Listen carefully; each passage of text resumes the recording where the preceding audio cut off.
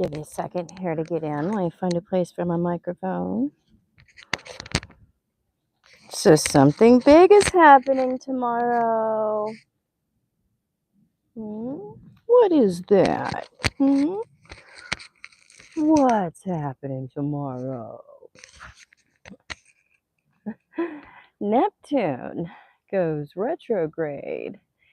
And we go into a regressive period where we can be caught up in more baby talk and things related to picking the bones at some of the last remaining tendrils of some of our immature behavior. This is a very mature degree because it's the last degree of everything. It's the degree of the last degree of the last degree. Neptune will come to that degree of tears again. And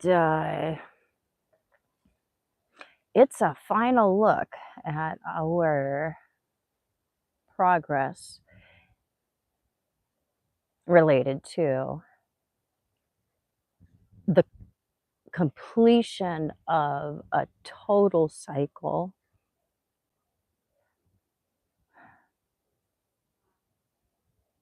of transcendence. Looks different for different people. Sometimes transcendence can be relatively practical. Sometimes it is wholly impressive.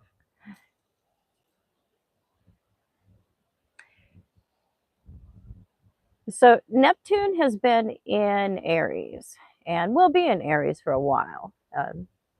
It's not right around the corner that he's going to go back into Pisces, but we have until December 10th that retrograde will be, Neptune will be retrograde in total. It's a little bit of time to reconsider. That's what we do when planets are retrograde. We something. And in this case, we reconsider the sources of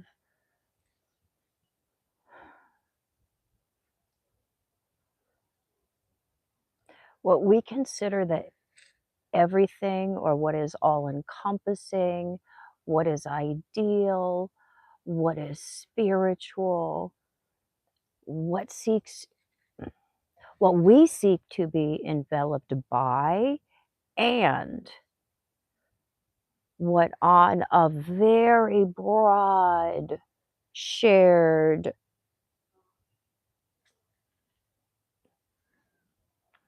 collective level, we can be afraid that we can be enveloped within or lost within.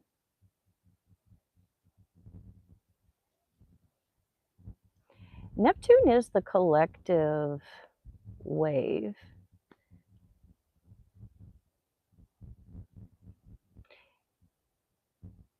And at the 29th degree, there's a collective letting go. In Pisces in total, but particularly at that 29th degree.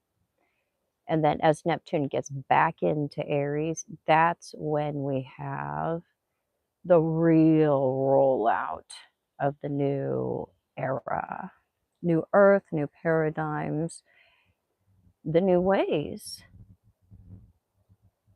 We've had a soft opening, you could say, with Neptune and Saturn in Aries for the first time. Both of them retrograde, and Saturn's not far behind. Both of them retrograde back into Pisces. And it's this punctuation of what has been happening over the last 3.5 years, while Saturn has been going through Pisces in the last 14 years, while Neptune has been going through Pisces. So Is the end of a 250-year plus cycle, the end of a 14-year cycle, and the end of a more specific 3.5, 4-year cycle or so, when you're looking at cycles within cycles. It's a big deal because both of them, Saturn and Neptune, they're so different. Saturn is about what is here and what's now, what's substantial, what is tangible, what's material life. And Neptune is about what cannot be seen, what can be known, but it often cannot be proven by external sources. Saturn is very much focused on proof that is born out of experience or real evidence, tangible results, provable facts. So there's this confusion that has been going on. It's a confusing thing personally when you have Saturn or Neptune transits, but collectively, it's not unheard of for Saturn and Neptune to be in a conjunction. They have a cycle. It is unusual for us for them to be meeting up in the sign of Aries and specifically at those very first degrees, because that's where you get that blast of energy.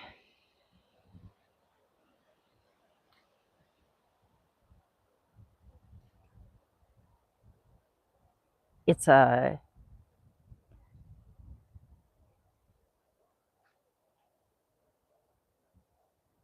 well-attended opening. I had a preview.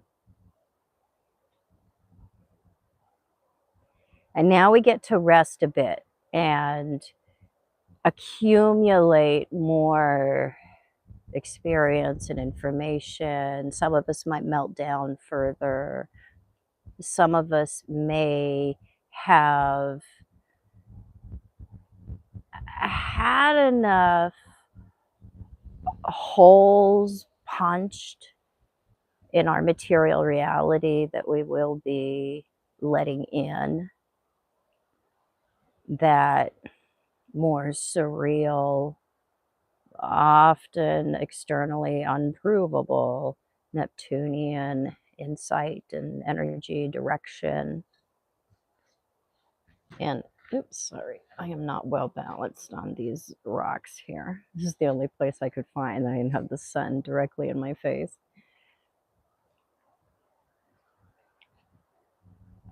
If we're going with the flow, because we've given up on trying to remain egotistically, personally in command, if we've given up, because we've come into more of an alignment with a higher power. That's the surrender that Neptune's always looking for. And it's been a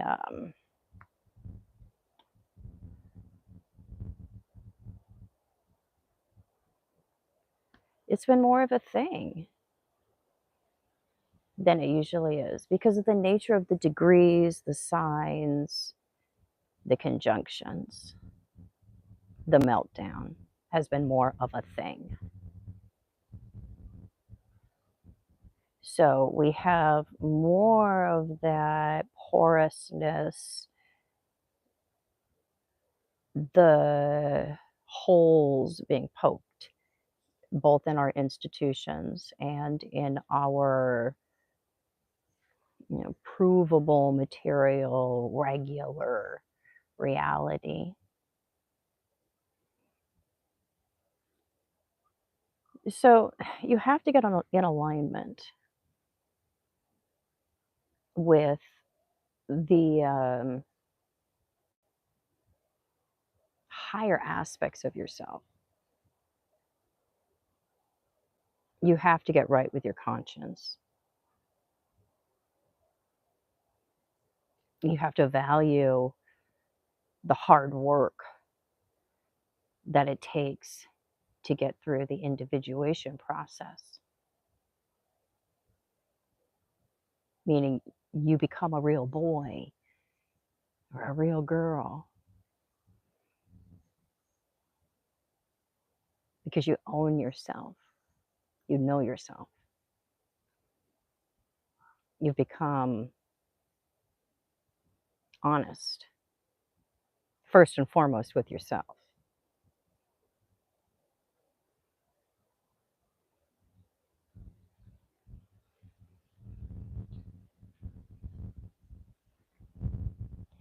Honesty is a weird thing when Neptune and Saturn get together. It can be, it's a very disorienting mix of things because we have the apparent reality, it's often born of experience, but then along comes the weird, the mystical, the unexplained.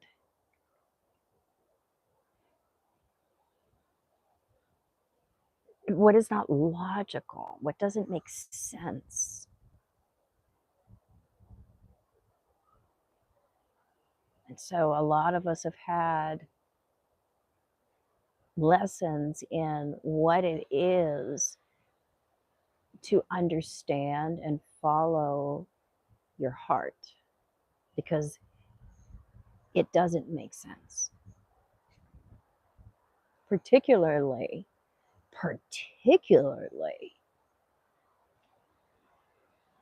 the farther the way heart and head are away from each other, then it really doesn't make sense. Because cognitively and logically, and as far as our identity is concerned, I'm going to have to,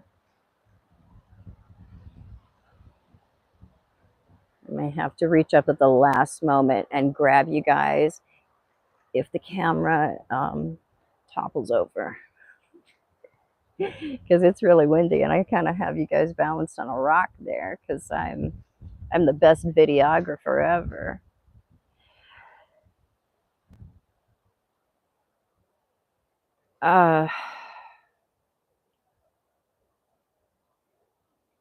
We've had a lot of experiences come in that have tested our knowing in various ways collectively. That's come about socially, politically, personally, romantically, for some people within the realm of career.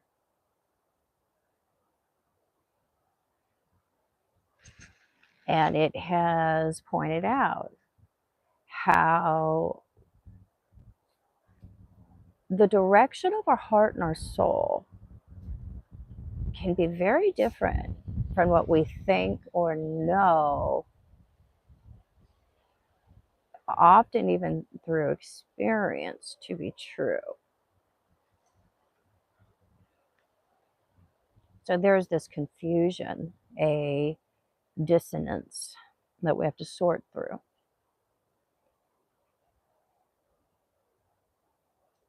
And it teaches us how to recognize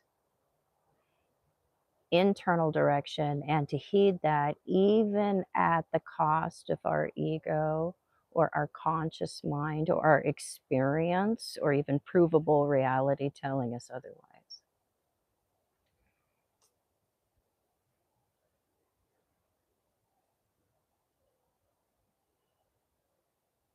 So it's been a big alignment collectively that has been this segue into the collective ascension, which is a mass psychosis. Saturn and Neptune and Pisces and Aries. A mass confusion. Oops. Violet, you can't do that. Hold on. Let me move you guys. We're going to have a disaster.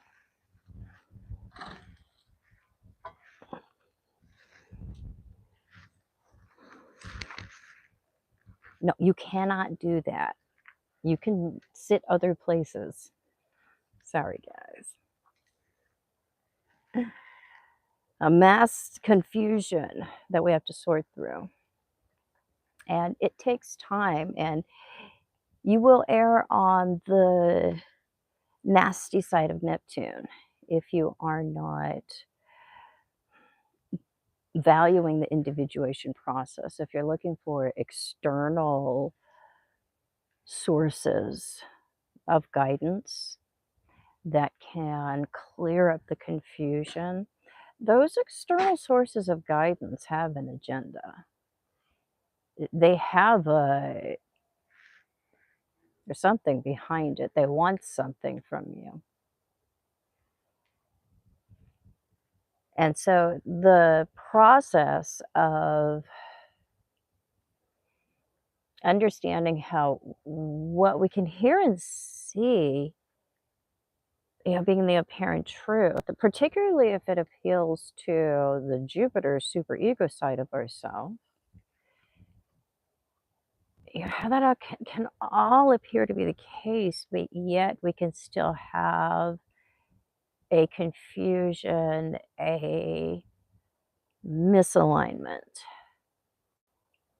with the Neptune part of ourself, and ultimately what is in service to unconditional love, compassion, and Neptune does seek to include as many souls into the system as it can.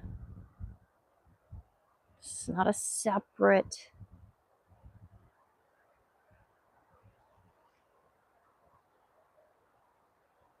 it's not a separate movement.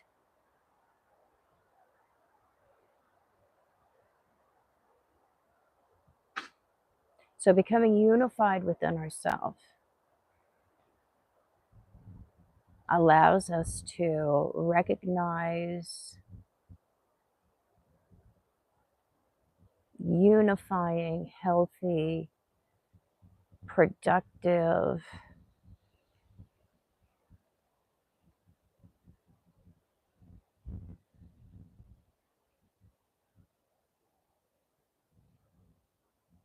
righteous paths and people, movements, organizations, systems that we can align with.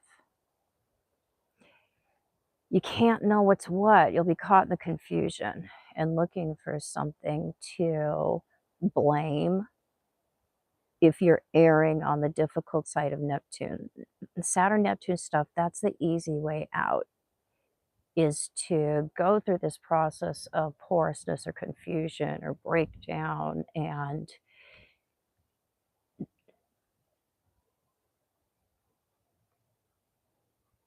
to blame, to point the finger, to not take responsibility for our own state of being. It's an eerily disempowering process because it doesn't seem that way in the beginning when you head down that negative Neptune road. It never does with Neptune. Neptune always is that ideal we think we're going for, or else why would we be doing it? I know, Violet, she's over there gagging because I'm talking about nasty Neptune. It's what it does to us. because it looks like the tastiest thing ever. And at the end of it, we just feel sick. If we have been led down the primrose path. Because it's so difficult to understand where we're actually going, because it does look so, it's like virtual reality. It looks so real.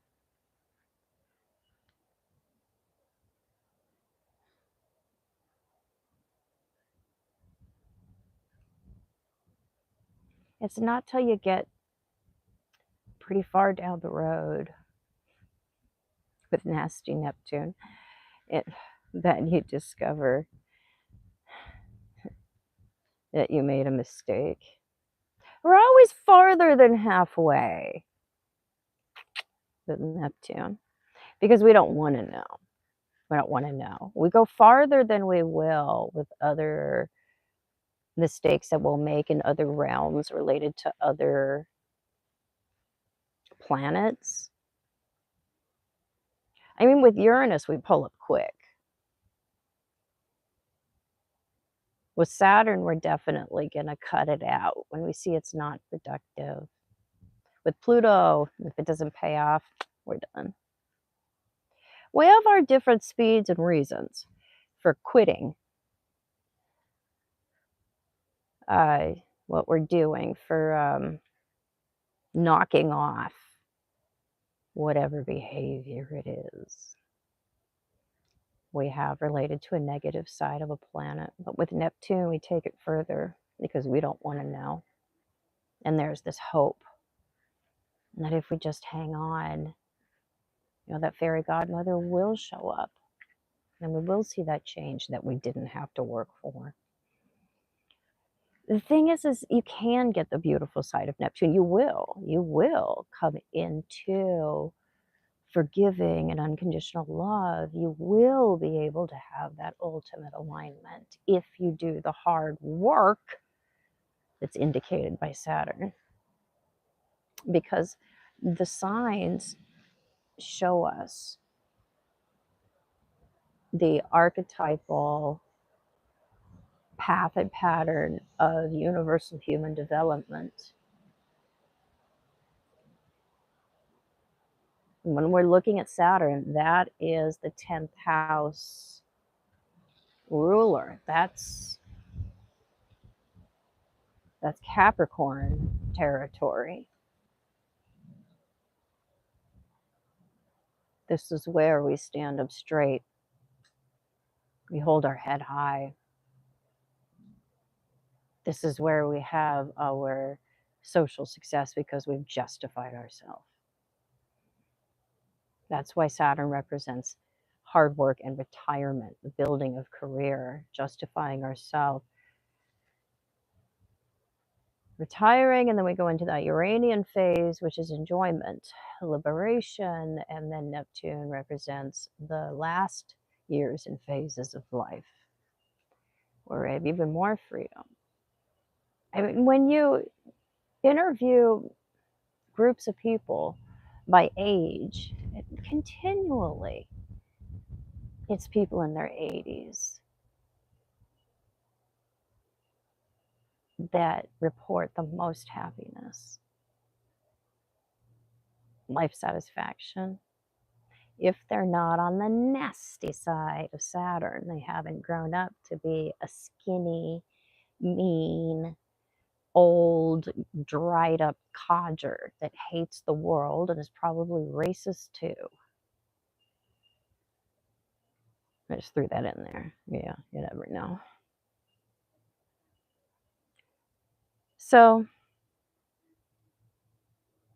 we want to grow up to be the fat, accepting, jolly version of Saturn, the flexible version of Saturn. So when we go into those Uranian, Neptunian years, we're in the flow. We're not in the limbo. That's what we get when we don't come out of that Saturn-Neptune confusion, the limbo. We're always in a limbo. And we're coming into solidity here with Saturn and Neptune going forward again, and then finally off and running at those early degrees in Aries again in January and February of next year. But this really is a period of collective reflection.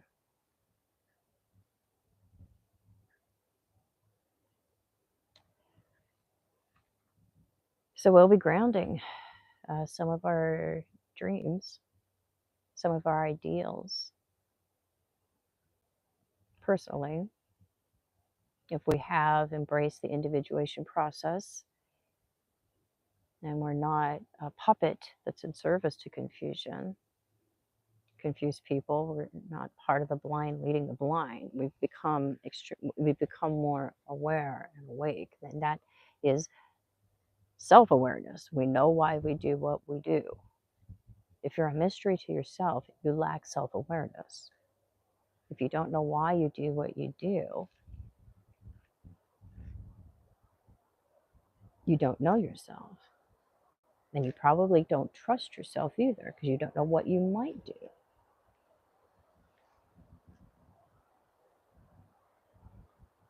So collectively, for those who are called to integration at this very, very important time, the threshold to the age of Aquarius,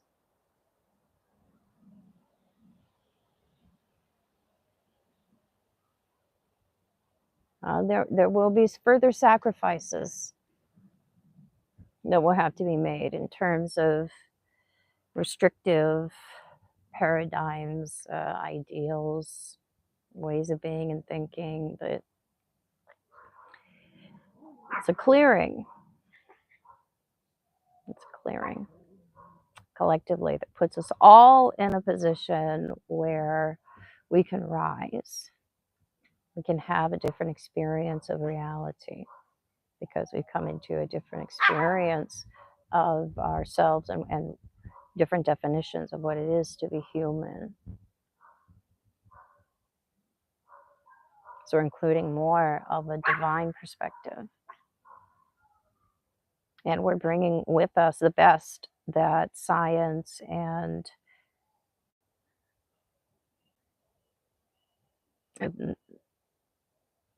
the beautiful things that Pluto helped us develop, and really, over the course of the last total Pluto cycle, to develop,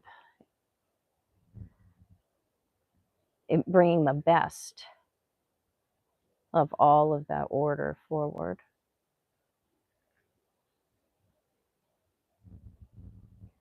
And fusing that, including more possibilities, bigger perspectives, that new theories and new understandings of science and the universe are going to bring us.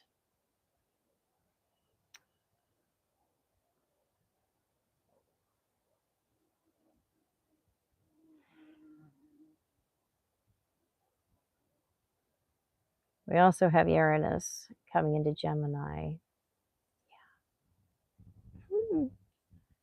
Yeah. Another outer planet. We'll talk about that maybe tomorrow or the next day. I don't think I have enough voice. I'm about to run out of voice completely. So I just wanted to pop in and talk about this incredibly momentous retrograde. Think about what limiting loyalties, paradigms,